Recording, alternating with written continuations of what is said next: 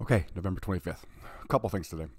The first was that in 1957, Dwight Eisenhower suffered a stroke in the Oval Office. At that time, there was no mechanism for the vice president to take over. Constitutionally, legally, there was just no way to do that. So a year later, Eisenhower signed a letter, essentially like an executive order, basically, in case he's incapacitated, that Nixon would take over as vice president. It wasn't until 1967, with the passage of the 25th Amendment, that there's an actual formal constitutional way to hand power from the president to the vice president.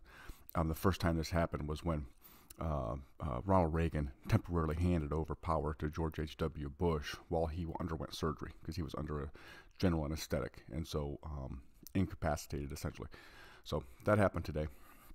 Speaking of Reagan, the other thing that happened today in 1986, Ronald Reagan finally admitted that arms were being sold to Iran.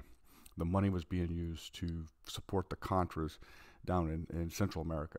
So the Iran-Contra scandal. 1986, this was a major scandal.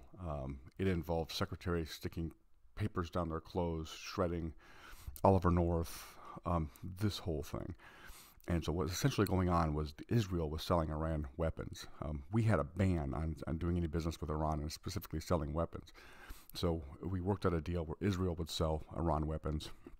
We would then sell Israel weapons to backfill for the weapons they were selling to Iran. That money would then be used to buy weapons for the Contras that we were supporting down in Central America.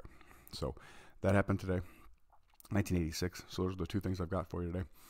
Eisenhower had a stroke in 1957, and in 1986, Ronald Reagan admits the Iran-Contra affair.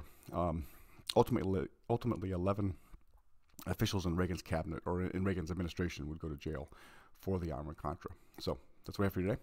I will see you tomorrow.